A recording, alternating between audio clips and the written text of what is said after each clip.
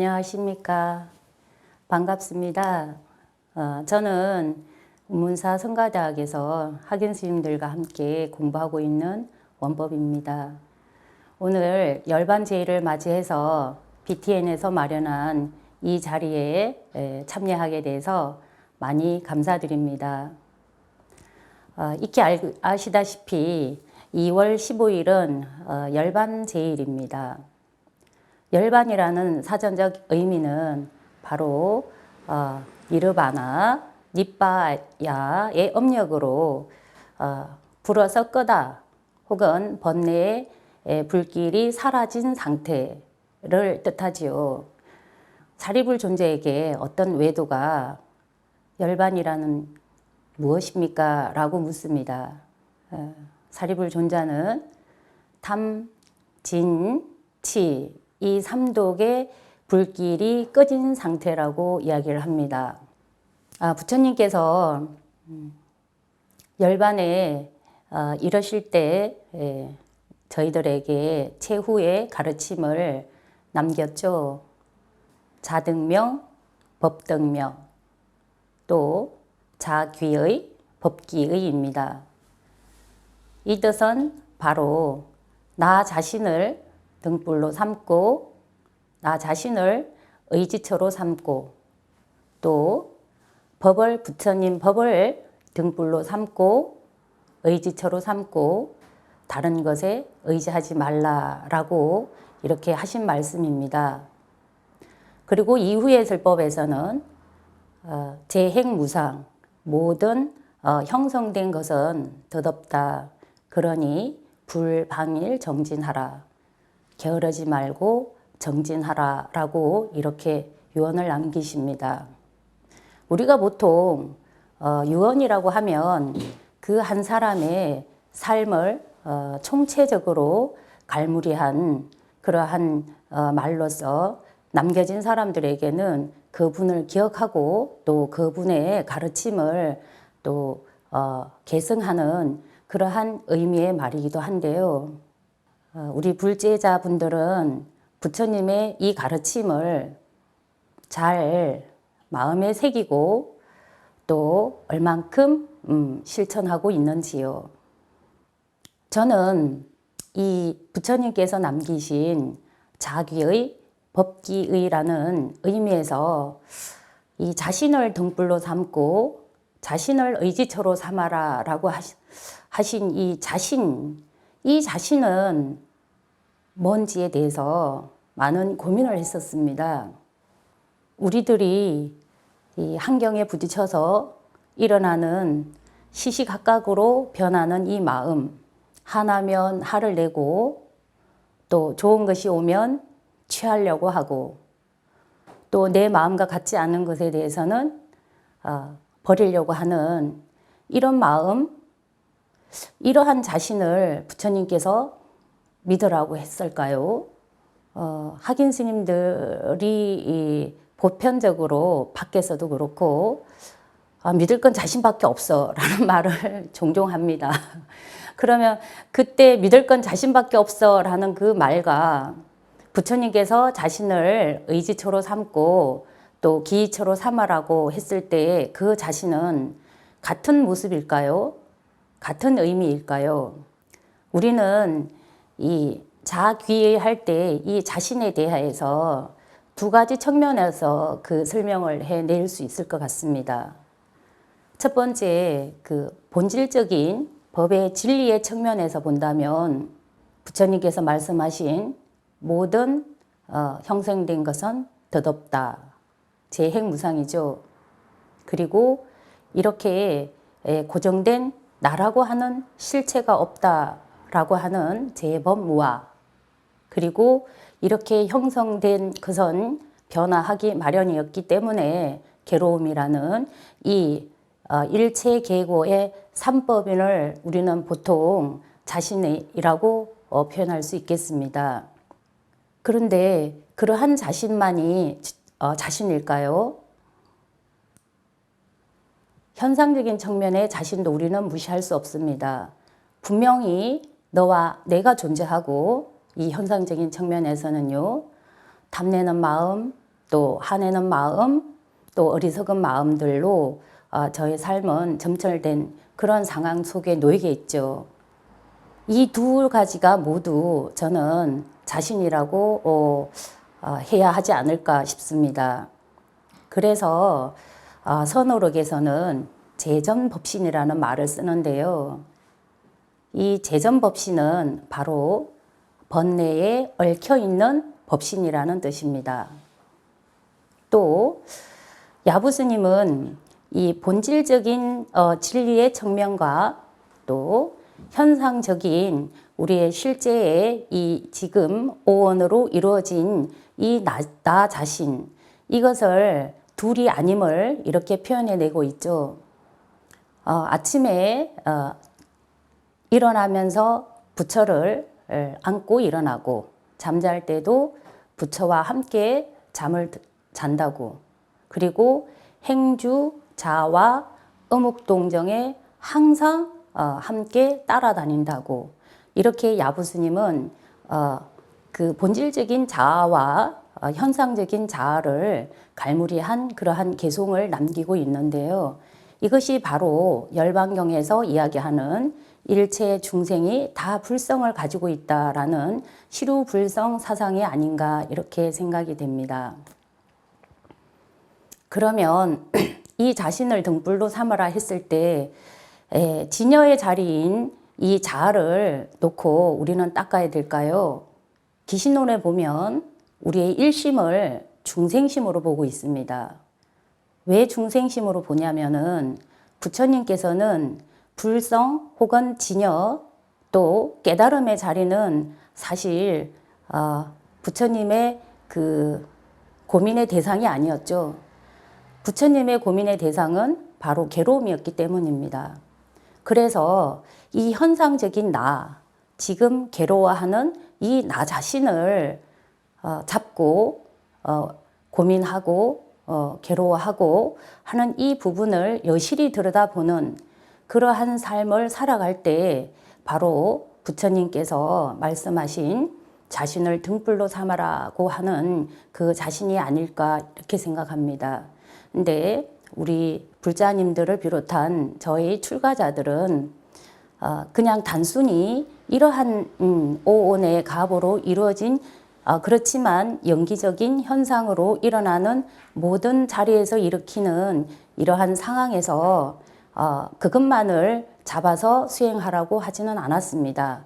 분명히 이 불법을 바르게 믿고 또 바르게 생각하고 또 바른 안목으로 바라봐야지만이 이 탐진치 삼독을 소멸해내서 그 괴로움의 굴레에서 벗어날 수 있다고 이렇게 말씀하셨습니다. 그래서 저는 이 자등명, 법등명에서의 자신의 등불로 삼아라 하는 이 부분을 현재에 있는 나, 그렇지만 탐진치 삼독을 물리치려고 부처님 법을 바르게 믿고 바르게 사유하고 바른 안목을 가진 그러한 모습으로 수행하는 것이 바로 부처님께서의 그 남기신 유훈에 적합한 의미가 아닐까 이렇게 생각을 합니다.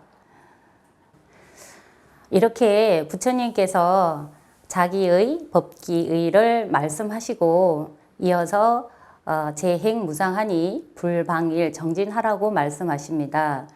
이 불방일 정진하라는 그 수행법으로 제시한 것이 바로 우리가 다 알고 있는 팔정도지요. 이 팔정도에 대해서 잠깐 언급해 보도록 하겠습니다. 대반열반경에 보면 부처님께서 안한존자가 이렇게 묻는 대목이 나옵니다. 부처님이 가시고 나면 저희들은 누구를 찾아가서 경배하고 공경해야 합니까? 라고 그때 부처님께서는 말씀하십니다. 신심 있는 그러한 불자들이 절박함을 느끼고 공경해야 될 4가지 곳이 있다라고요. 그 4가지는 우리가 성지순례에서 많이 다녀본 그 4대 성지를 일컫습니다.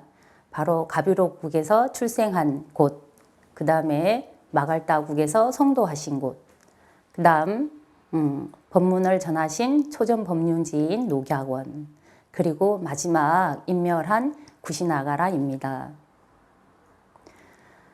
불자님들께서는 한 번 정도는 인도 성지 순례를 해 보셨겠죠. 저희들도 강원에서 스님들이 이력을 마치고 4학년쯤에 졸업으로 인도 성지 순례를 갑니다. 저도 3번 정도 학인 스님들과 같이 동행을 했는데요. 처음으로 갔을 때는 전 많은 혼란을 느꼈습니다. 왜냐하면 제가 의지하고 있던 부처님과 너무나 다른 부처님을 만났기 때문입니다. 저는 지극히 한국 불교에서 생활한 스님입니다. 그래서 저 청정한 거룩한 대웅전에서 또 수미단 위에 앉아 계신 그러한 부처님, 제가 힘들 때 법당에 가서 부처님을 대해서 저의 속내를 털어놓을 수 있는 부처님, 제가 어떠한 모습을 보여도 항상 빙그레 웃고 계시는 부처님이었습니다. 제가 알고 있는 부처님은. 그런데 인도에서 만난 부처님은 낯선 땅, 또 이질적인 문화, 나와 다른 모습의 이방인인 부처님이었습니다. 그래서 많이 혼란스러운 그러한 순례길이었습니다. 두 번째 순례길에서는 약간의 긴장감을 가지고 있었는데요. 정말 이렇게 첫 번째 그 마음이 더욱더 깊어져서 신심을 내지 못하면 어떨까 하는 그런 두려움이 있었기 때문입니다. 다행이었다고 해야 하나요? 두 번째에서는 위대한 부처님을 만날 수 있었습니다. 더 이상 형상이나 눈으로 보이는 것에 걸리지 않았죠. 부처님 당시에는 신 중심의 사회였고 또 사성 계급이 있던 그러한 계급 사회였습니다. 부처님께서는 신의 속박에서 벗어났다고, 신의 굴레에서 벗어났다고 전법을 하시면서 한 말씀을 하십니다. 그리고 또 다 아시다시피 부처님은 사성 계급을 타파하셨습니다. 인간 존중, 생명 존중 사상이죠. 이러한 부처님을 저는 만날 수 있었습니다. 그래서 신심을 다시 낼 수 있었고 재발심할 수 있는 계기가 되었던 두 번째 순례길이었습니다. 세 번째 순례길에서는 아주 편안하게 부처님의 자취를 오롯이 따라갈 수 있었는데요. 마지막 열반당에 누워 계신 부처님께 공양을 올리고 가사 공양을 올리고 또 한국시 사시맞이를 접숫고 또 서가모니불 정건을 하고 그곳에서조차 108배를 하면서 한이롭게 일정을 마무리했습니다. 그러면서 저는 세 번째 순례길에서 진정 부처님 남기신 법을 내가 제대로 알고 있는가? 또 부처님이 남기신 이 팔정도를 제대로 내가 수행하고 있는가라는 진실한 의문이 들었습니다. 그러면 왜 세 번째 거에 출가한 지 20년이 훌쩍 지난 다음에야 제가 이런 생각을 그제서야 하게 됐을까요? 이건 바로 제가 진실한 수행을 하지 못했다는 증거입니다. 유학에서는 이런 말이 있습니다. 서자서 아자아. 그런 글대로 나는 나대로 라는 말입니다. 이는 바로 청미인호선사가 신무익송 10가지 이익이 없는 그 개송을 읊은 것 가운데에 첫 번째로 마음을 관하지 아니하면 경을 보아도 아무런 이익이 없다 라는 말과도 상통되는데요. 이러한 것은 바로 제가 바르게 알아차리지 못했기 때문입니다. 그런 글대로 나는 나대로 따로였던 거죠. 이러한 따로인 내가 경을 보면서 내 자신에게 환원시켜서 보는 이런 회광반조할 수 있는 이것이 바로 저는 팔정도 가운데의 정념이라고 생각을 합니다.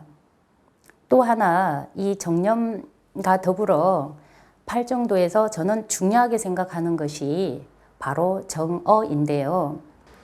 정어는 바른말이라고 표현하는데 이 바른말은 무엇을 말할까요?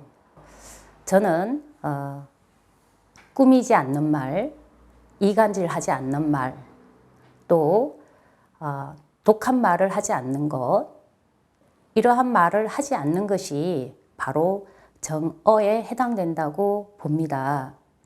우리는 말하는 방식 가운데에 두 가지를 왕왕 씁니다. 그 첫 번째는 예컨대 소금은 짜다, 너는 참 좋아 라고 하고 직접적으로 표현해내는 말입니다. 또 하나는 소금은 싱겁지 않다, 그리고 너는 옳지 않다 라는 이런 표현을 쓰는데요. 보통 후자의 경우는 반야 공사성을 드러낼 때 주로 사용하는 화법입니다. 정어를 우리가 현실에서 실천할 때에 누군가를 칭찬해 줄 때는 직접적인 너는 참 좋아 라는 표현을 하는 것이 맞겠고요. 또 조언이나 충고를 할 때는 옳지 않아 라든가 하는 후자의 표현법을 쓰는 것 또한 정어의 실천이라고 저는 생각합니다. 팔정도에서 이 바를 정자 있죠. 이 바를 정자는 이 바르다는 것은 도대체 뭐를 뜻할까요? 우리가 시 300편이 이러니 폐지하면 사무사라는 말이 있습니다.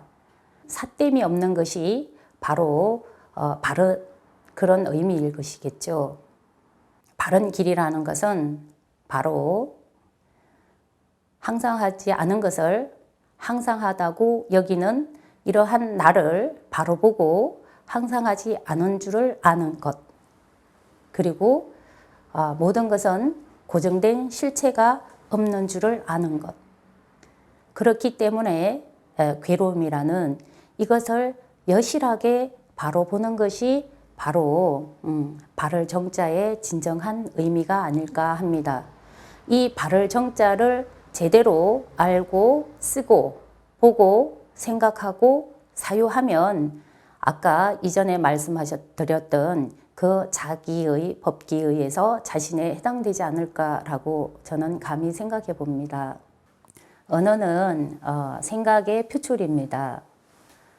생각은 언어로 표현되어지고 또 이 표현되어진 언어에 의해서 내 생각이 강화됩니다. 그렇기 때문에 언어 사용을 얼만큼 정확하게 혹은 부드럽게 하느냐에 따라서 나의 삶도 한기로워질 것입니다. 우리들에게 가장 중요한 것은 바로 이 말로서 표현해내는 것인데요.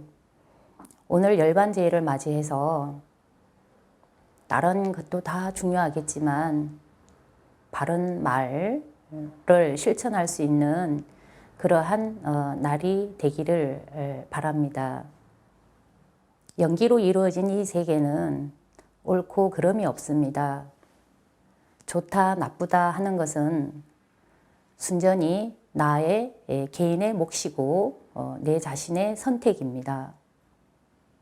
세 사람이 길을 가는 데에 선지식 아님이 없다고 했습니다. 모든 것을 어떻게 바라보고 어떻게 생각하고 어떻게 말하느냐에 따라서 내 생각이 변화되고 있습니다. 우리가 태어날 때보다 지금 그리고 생을 마감할 때 오늘보다 좀 더 나은, 좀 더 탐진치 삼독에서 멀어진 자신의 모습을 본다면 부처님 법을 바르게 잘 믿고 수행하고 간다고 할 수 있을 것 같습니다. 감사합니다. 모두 괴로움에서 벗어나시기를 기원드립니다.